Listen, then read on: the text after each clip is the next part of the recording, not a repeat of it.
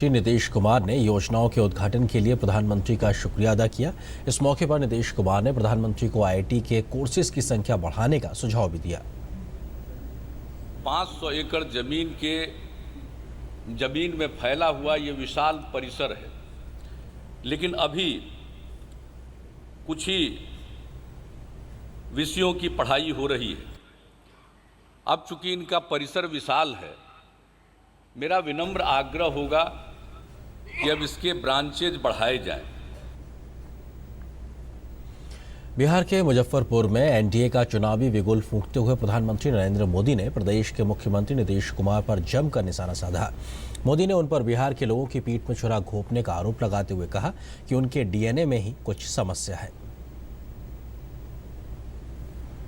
कोना कोना से आइल हमार भाई और बहन लोग,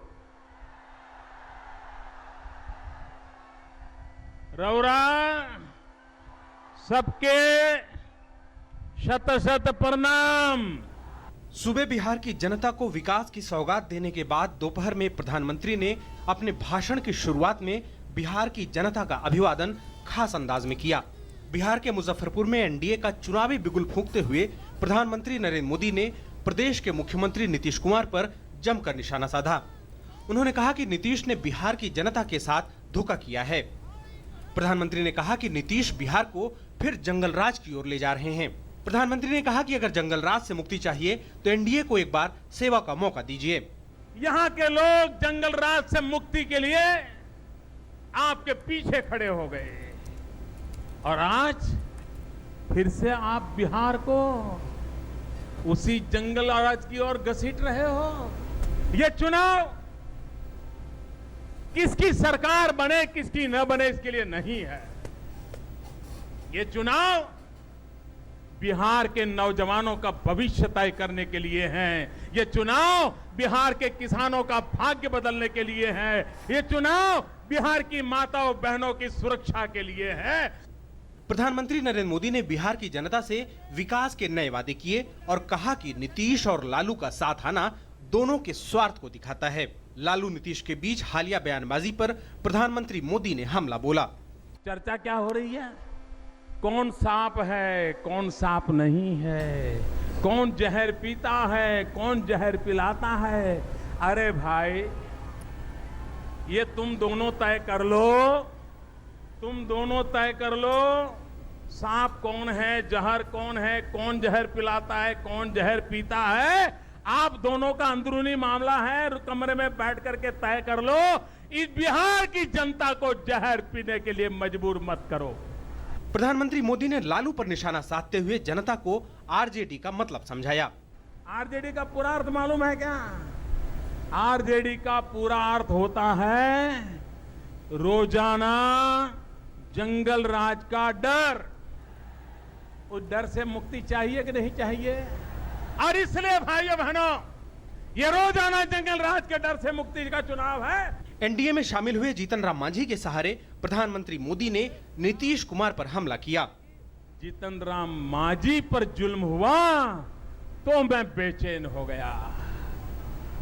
मुझे लगा अरे मोदी का क्या क्लास है, उसकी तो थाली खींच ली, एक चाय वाले के बेटे की थाली खींच ले, गरीब के बेटे की थाली खींच ले, लेकिन एक महादलित की तो सारी की सारी पूंजी, सारा पुण्य खींच करके ले लिया।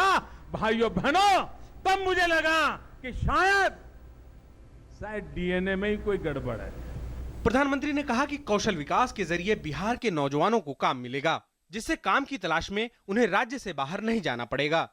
ये स्किल डेवलपमेंट बिहार का भाग्य बदलने वाला है। मैं आपको कहने आया हूं, यहाँ उद्योग लगे, यहाँ के नौजवानों का स्किल डेवलपमेंट हो और यहाँ के जीवन बदल जाए। बिहार के नौजवान को बिहार में बूढ़े माँ बाप को छोड़ करके रोजी रोटी कमाने के लिए कहीं जाना न पड़े, ऐसा बिहार बनाने का मेरा इरादा है। प्रधानमंत्री नरेंद्र मोदी अपने भाषण के दौरान नीतीश लालू पर हमलावर दिखे तो बिहार की जनता से खुशहाल बिहार का वादा किया। उन्होंने कहा कि नीतीश और लालू मिलकर बिहार को पिछली सदी की तरफ धकेलना चाहते हैं और अगर बिहार को विकास के रास्ते पर कोई ले जा सकता है तो वो एनडीए ही ले जा सकता है। प्रधानमंत्री ने कहा कि बिहार को 50,000 करोड़ रुपए के पैकेज के पुराने वादे के मुकाबले बड़ा विशेष पैकेज मिलेगा और इसकी घोषणा संसद के मौजूदा मॉनसून सत्र के बाद किया जाएगा।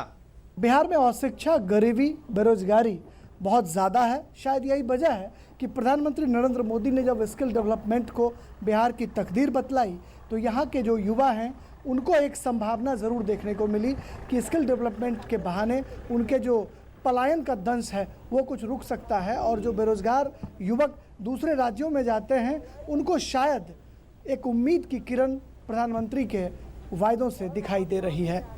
कैमरामैन लक्ष्मीकांत के साथ मुजफ्फरपुर बिहार से राजेश राज, डीडी न्यूज़ के लिए। और आगे बढ़ने से पहले